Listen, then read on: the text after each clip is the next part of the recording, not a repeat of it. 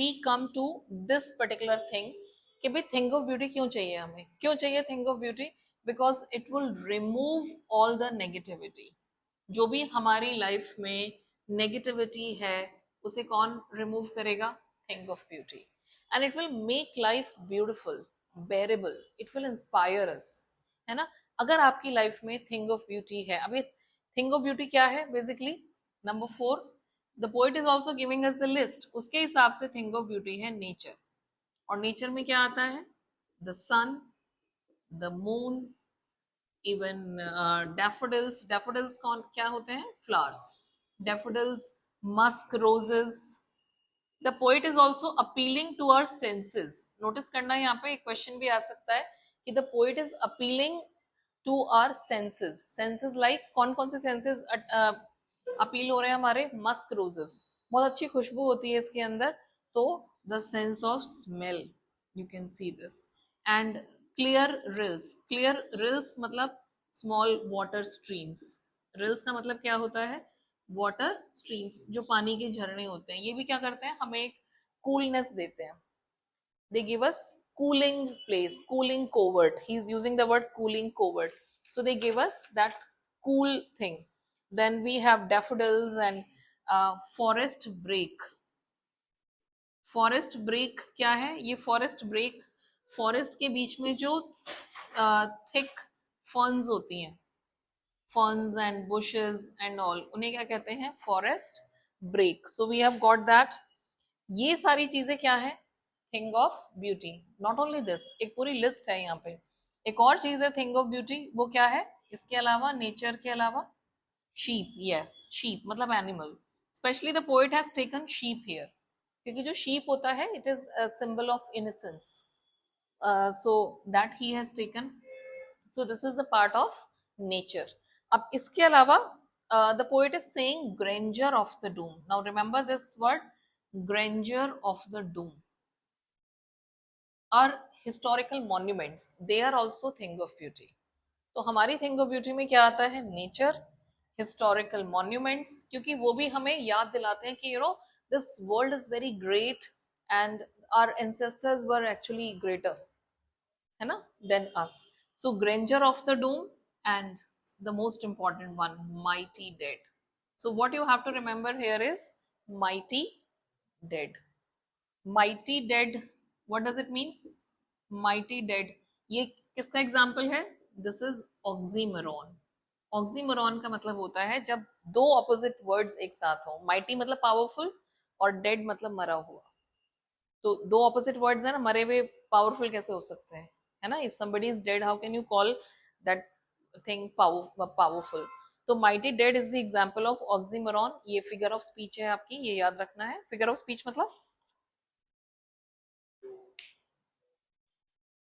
Figurative language जो हम use करते हैं, जैसे सिमिली, मेटाफर, ऐसे ही ये ऑक्सीमोरॉन है। So this could be a question, आपका पूरा एक क्वेश्चन आ सकता है कि भाई what is the cause of suffering, what is the significance of thing of beauty, या फिर why do we need a thing of beauty, क्यों चाहिए हमें thing of beauty? This is what we are trying to answer. लेकिन आपको ये भी पता होना चाहिए कि what is thing of beauty. तो थिंग ऑफ ब्यूटी में क्या है? It's a long list. क्या क्या आएगा? एक तो नेचर की सारी चीजें, the sun, the moon, daffodils, musk roses, forest brake, है ना, जिसके अंदर एक थिक मास है, even clear water streams are there.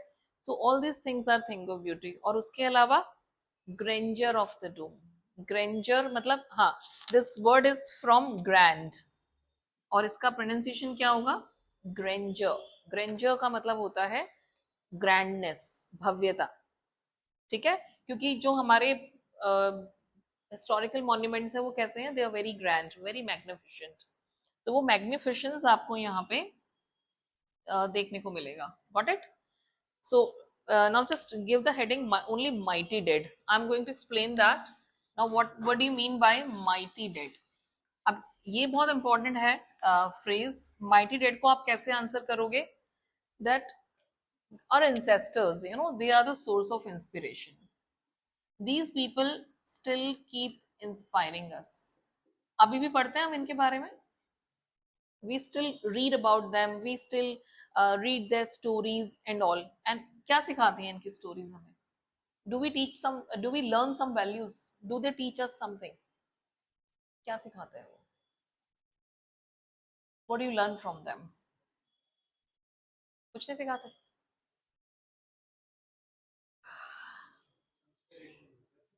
क्या इंस्पिरेशन लेते हो आप उनके लाइफ से? जैसे great people, if you see Nelson Mandela, Mahatma Gandhi, Jawaharlal Nehru, Sardar Vallabh Bhai Patel, even Abraham Lincoln, कुछ सिखाते हैं ये? they teach us sacrifice, they teach us diligence, hard work. diligence का मतलब क्या है? हार्ड वर्क, सेक्रीफाइस, त्याग। उन्होंने बहुत सारे सेक्रीफाइसेस करे थे, है ना? अपने कंफर्ट को छोड़ा था, अपनी फैमिली को छोड़ा, they went to jail for people, for the nation, and number of things. और सबसे इंपॉर्टेंट चीज, परसिवरेंस। परसिवरेंस मतलब कि डट के लगातार काम करना। ग्रिट, क्या था उनमें? ग्रिट, साहस, हिम्मत, courage. This is what they have. Resilience, remember this word. Resilience क्या होता है? दे वर रेजिलियंट। रेजिलियंस भी एक क्वालिटी है, बता सकते हो उसका मीनिंग? रेजिलियंस, टिके रहना और अपनी उस मुश्किल से बाहर आना। मुश्किल में तो सब लोग आते हैं, लेकिन उससे बाहर आना इंपॉर्टेंट है। Can you solve your problem, can you come out of it? That is resilience. So ये चीजें कौन सिखाता है हमें? आपने टेंथ में पढ़ी होगी नेशनलिज्म इन इंडिया, पूरा हिस्ट्री में कितनी स्ट्रगल थी एंड कांस्टेंट फेलियर मिल रहे थे। बट क्या गांधी जी ने गिव अप किया या किसी को गिव अप करने दिया? इतने, not only Gandhi ji, but there were so many freedom fighters. क्या किसी ने गिव अप करा? लड़ते रहे ना। परसिवरेंस, छोड़ा नहीं। नेल्सन मंडेला 28 साल जेल में रहे, है ना? इतनी सारे टॉर्चर झेले उन्होंने। वो कहते थे कि हम इतना पीटते थे हमें कि हम बेहोश हो जाते थे, and still they tolerated everything. That is called perseverance, you know, your resilience, your sacrifice, or their patience, tolerance। और यही सारी चीजें हैं। टॉलरेंस, ए एन सी ई, ये आएगा मेरे ख्याल से। टॉलरेंस, टॉलरेंस, पेशेंस, रेजिलियंस, ये जो सारी क्वालिटीज हैं, this is what you want. तो I hope you are getting the point now कि आपको सिर्फ कोई पोम की लैंग्वेज बिल्कुल सिंपल है। It doesn't give you so much trouble. Problem कहाँ पे आएगी? जब आप इसे एक्सप्लेन करोगे। So you should be able to answer the question like that. तो आपको माइटी डेड में उनकी क्वालिटीज बतानी है कि what qualities they have, and these are the qualities which are inspiring us, है ना? ये क्वालिटीज हैं जो हमें इंस्पायर करती हैं और हमें सिखाती हैं कि no, we have to live our life, और this is thing of beauty, and this is what we have to learn. Got it?